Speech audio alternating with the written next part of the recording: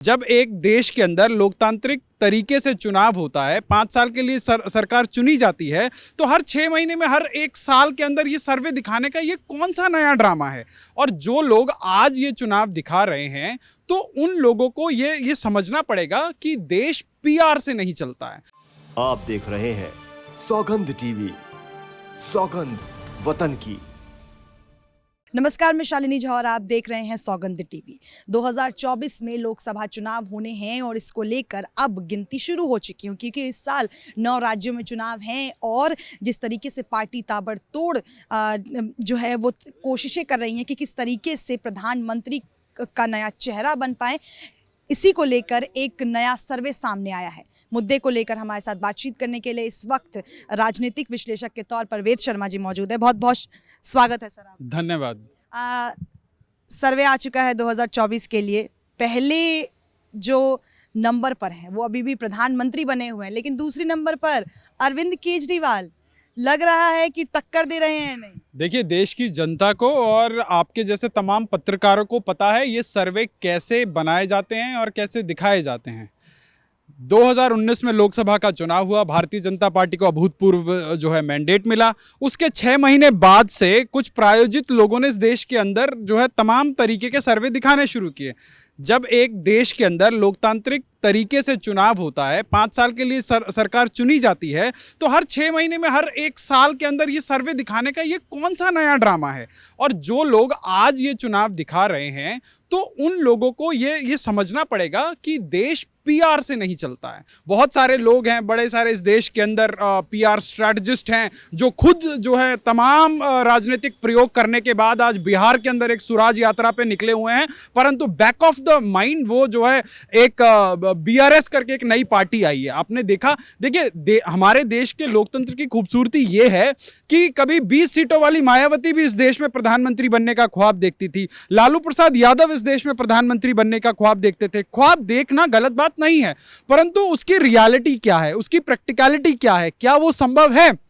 तो तेलंगाना राज्य समिति वाले चिचा ने अभी एक नई पार्टी, राष्ट्रीय लेवल पे पार्टी बनाई है, और उनके स्ट्रैटेजिस्ट हैं कौन? उनके स्ट्रैटेजिस्ट हैं प्रशांत किशोर। और अभी पंजाब के लोगों के टैक्स के पैसों पर दिल्ली के मुख्यमंत्री जो है वहां पर तेलंगाना पहुंचे हैं।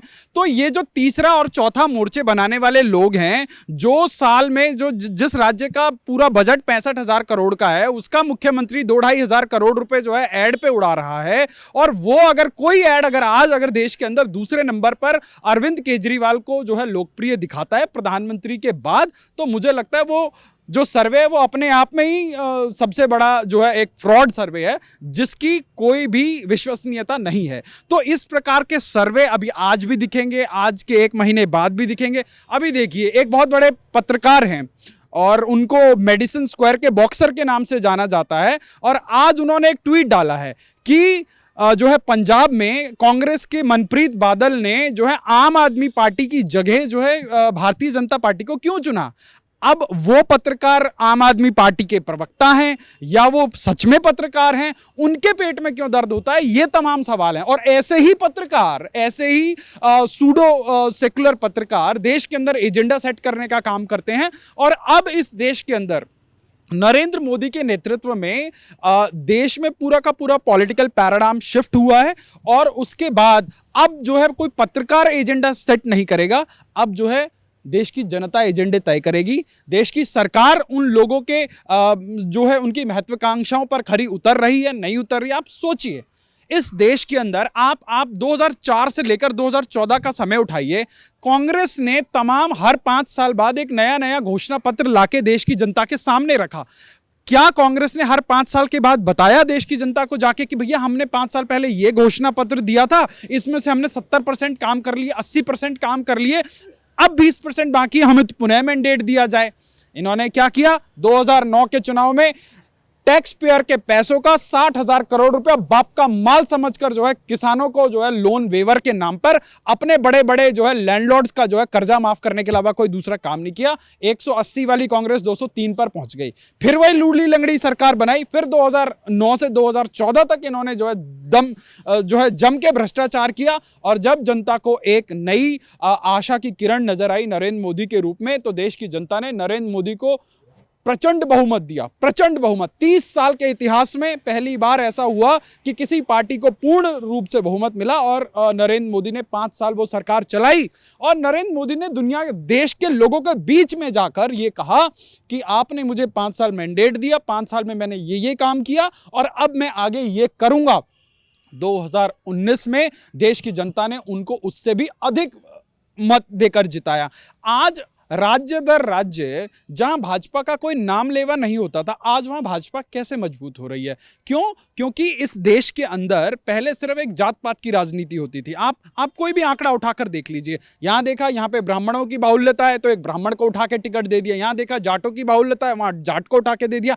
तो अभी तक देखिए, अंग्रेजों की एक नीति चलती थी, देश के अंदर फूट डालो और राज करो। तो कांग्रेस ने उसी टेक्नोलॉजी को आगे बढ़ाया। देश के अंदर कौन से सामाजिक समरसता की आप बात करते हैं? आप बताइए, 1947 से लेकर 2014 का अगर आप इतिहास उठाकर देखेंगे तो कांग्रेस के शासन काल में देश के अंदर सबसे ज्यादा दंगे हुए हैं। और ऐसे ऐसे विध्वंसकारी दंगे हुए हैं कि जिनके बारे में आप सुनेंगी, पढ़ेंगी तो आपकी रूहें कांप जाएंगी और आप चाहेंगी कि आपकी जो आने वाली पीढ़ी है वो जो है ऐसी स्थितियों से रूबरू ना हो। पर आप देखिए, 2014 से आज हम 2023 में खड़े हैं। आज जस्ट जो पाकिस्तान हमको जो है हर दूसरे दिन जो है न्यूक्लियर बॉम्ब के नाम पर डराता था, आज उसका प्रधानमंत्री कह रहा है कि जी हमने भारत से 3 जंगें लड़ी और उसके एवज में हमें क्या मिला? हमारी अर्थव्यवस्था बर्बाद हो गई जी, हमारे यहाँ कंगाली हो गई जी, हमारे यहाँ अनएम्प्लॉयमेंट हो गई। आप सोचिए, पड़ोसी मुल्क के जो है प्रधानमंत्री को अब समझ आ रहा है। परंतु इस देश के अंदर एजेंडा चलाने वाले और एक गांधी परिवार की चाटुकारिता करने वाले कुछ लोगों को अभी वो नहीं समझ आ रहा है। और ऐसे जो है इस प्रकार के सर्वे आपको आने वाले दिनों में बहुतायत दिखेंगे। लेकिन जिस तरीके से नेशनल पार्टी घोषित कर दिया था अरविंद केजरीवाल ने, और उन्हीं के नेता हैं मनीष सिसोदिया, उन्होंने तो कहा ही था कि प्रधानमंत्री के पद के उम्मीदवार जो होंगे विपक्ष के, वो केजरीवाल होंगे। तो बीजेपी को कहीं डर ना तो होगा, क्योंकि पंजाब में भी ले आए और कहीं ना कहीं खाता उन्होंने गुजरात में भी खोल दिया।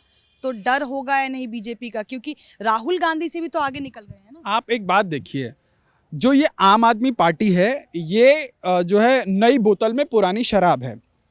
अब क्या हुआ, कांग्रेस तो हो गई अछूत, कांग्रेस को कोई भाव नहीं दे रहा है।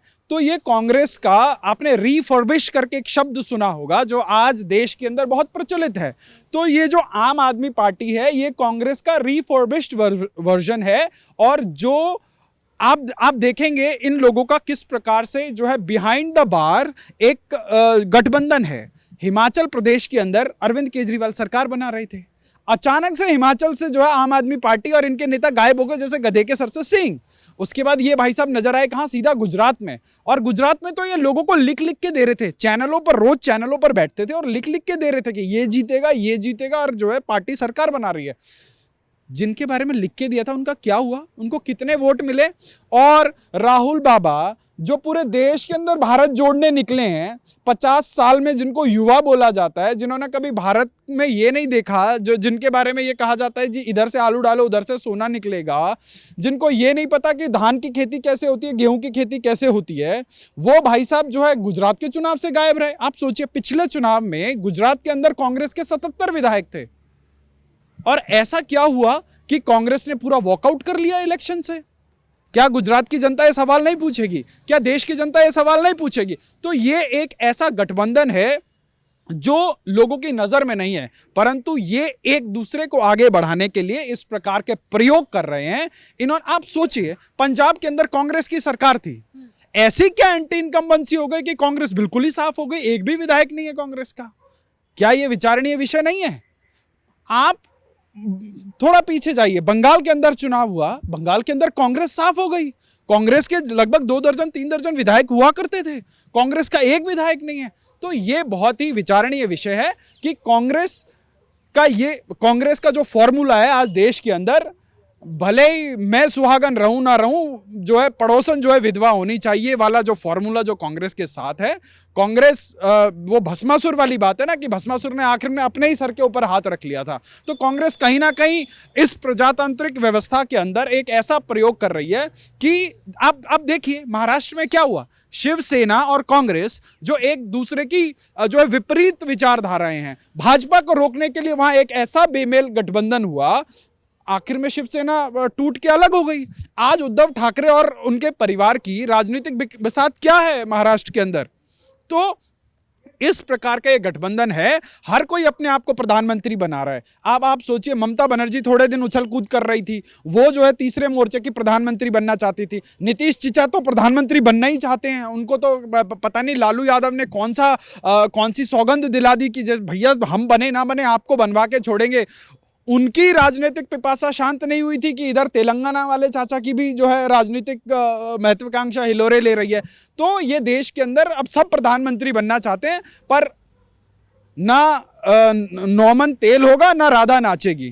तो इस प्रकार के सर्वे का, राहुल गांधी के भाषणों का देश जो है आनंद लेगा, मनोरंजन ऐसे ही चलता रहेगा। लेकिन राहुल गांधी इन दिनों जो भारत जोड़ो यात्रा कर रहे हैं, जो जम्मू कश्मीर में जो खत्म होने वाली है, वो काफ़ी सफल मानी जा रही है। कहा जा रहा है इसका असर कहीं ना कहीं 2024 के लोकसभा चुनाव में दिखेगा, क्योंकि वहाँ कह रहे थे कि हिमाचल में विचारधारा का जो खेल था वो बदल गया है। तो क्या पता देश की भी विचारधारा बदले और एक बार फिर से गांधी की विचारधारा को। देखिए, हिमाचल प्रदेश की अगर मैं राजनीति को थोड़ा स्टडी करूं तो हिमाचल प्रदेश के अंदर कोई गवर्नमेंट रिपीट नहीं करती है। हिमाचल के अंदर एंटी इनकम्बेंसी रहता है और हर बार जो है वहाँ पे सरकारें रिपीट होती हैं। हिमाचल और राजस्थान ऐसे राज्य हैं। चलिए, राहुल गांधी और उनके प्राइवेट लिमिटेड कंपनी को एक ब्रीदर मिला है कि वो जो है वहाँ से जीत के आए हैं, और जो रोज़ महंगाई का रोना रोते थे उन्होंने अपनी सरकार बनते ही वहाँ पे 3-3.5 रुपये डीजल का बोनस हिमाचल की जनता को दिया है। तो हिमाचल की जनता को मुबारक हो। पर जो लोग सोचते हैं कि ये भारत जोड़ो यात्रा से जो है कांग्रेस कुछ बहुत बड़ा कर लेगी, तो मुझे मेरी एनालिसिस में तो नहीं लगता कि बहुत बड़ा कर लेगी। हाँ, हो सकता है कांग्रेस जो है 50 के आंकड़े को रिटेन कर ले, उससे ऊपर कांग्रेस का कुछ होने वाला नहीं है। हाँ, इससे राहुल गांधी का एक 3 महीने का पॉलिटिकल टूरिज्म हो गया। राहुल गांधी को शायद विश्वेश्वरैया बोलना आ गया। हो सकता है राहुल गांधी को देश के कुछ प्रदेशों के नाम याद हो गए। पर यदि आप आज राहुल गांधी से जाके पूछेंगे ना भारत के कितने प्रदेश हैं और उनमें से आधों के नाम बता दीजिए, वो अभी भी नहीं बता पाएंगे। तो एक ऐसे व्यक्ति को इस देश की एक पर्टिकुलर पार्टी जो है प्रधानमंत्री के रूप में देखना चाहती है जबरदस्ती।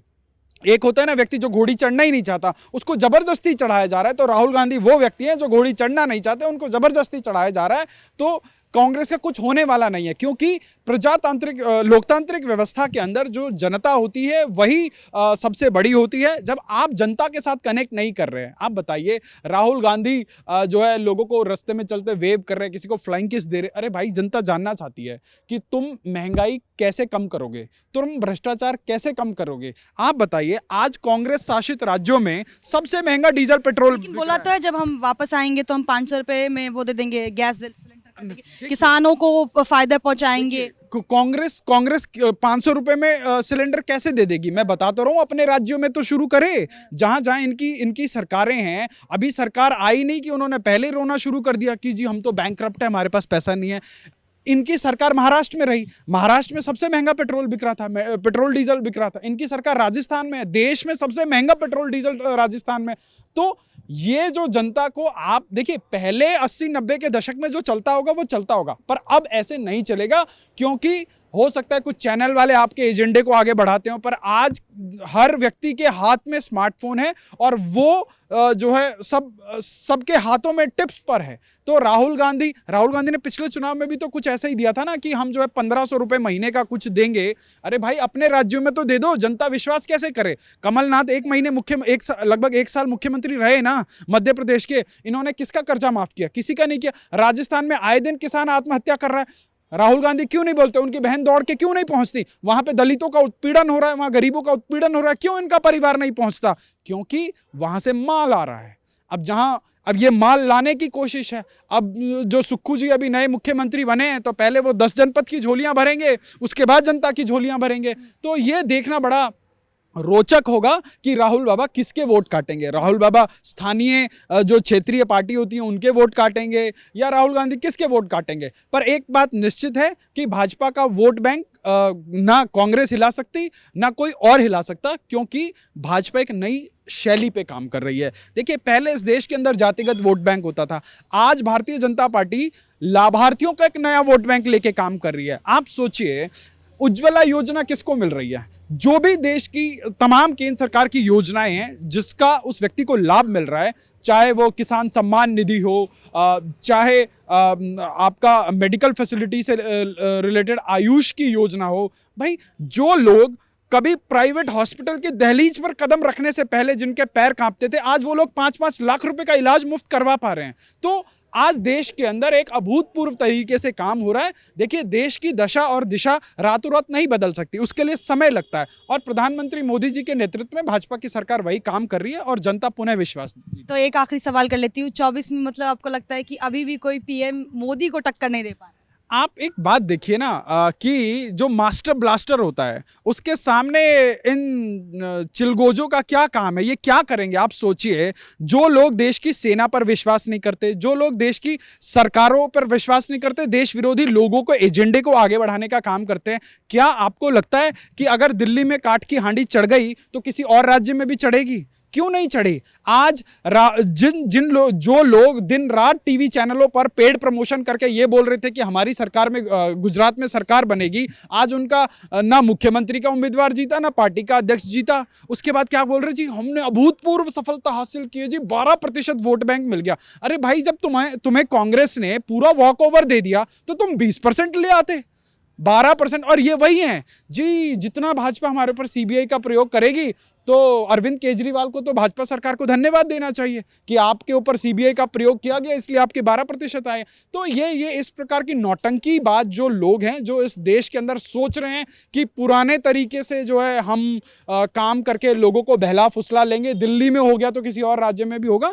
देश की जनता समझ चुकी है कि आपने दिल्ली को गैस चैम्बर बना के छोड़ दिया। दिल्ली के अंदर आप तरीके से सांस नहीं ले सकते। अभी आप और हम यहाँ बाहर बैठ के इतनी लंबी बातचीत कर रहे हैं, यहाँ गले में जो है एक दर्द होना शुरू हो गया है कि दिल्ली की हवा कितनी जहरीली हो गई है। केजरीवाल से पूछेंगे तो अभी केजरीवाल कह देंगे जी मोदी जी हमें काम नहीं करने दे रहे, एलजी हमें काम नहीं करने दे रहे। आप सोचिए, जिस व्यक्ति के पास विचारों की बैंकरप्सी हो, जिस व्यक्ति के पास विचारों का दिवालियापन हो, वो अपने विधानसभा के अंदर बैठ के एलजी को गाली दे रहा है। आप सोचिए, ये हाल पढ़े लिखे दिल्ली के लोग कहते थे जी पढ़ा लिखा आदमी है, आईआरएस ऑफिसर है, कुछ तो करेगा।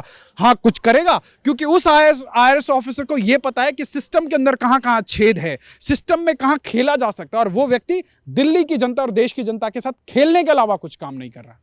तो चलिए, ये थे हमारे साथ राजनीतिक विश्लेषक के तौर पर वेद शर्मा, जिन्होंने 2024 में जो लोकसभा चुनाव होने वाले हैं उसको लेकर अपनी राय रखी है। अब 24 के चुनाव को लेकर जो है वो वक्त जो है वो अब बचा नहीं है। पार्टियां भी लगातार कोशिशें कर रही हैं, क्योंकि 9 राज्यों में इस साल चुनाव होने हैं, और चुनाव जो 3 राज्यों में है उनका ऐलान कर दिया गया है, विधानसभा चुनाव होने हैं। इसी से साफ हो जाएगा कि 24 में आखिर इस बार कौन आएगा। तब तक के लिए आप बने रहिए सौगंध टीवी के साथ। चैनल को लाइक, शेयर और सब्सक्राइब करें, और मुझे दीजिए इजाजत। धन्यवाद।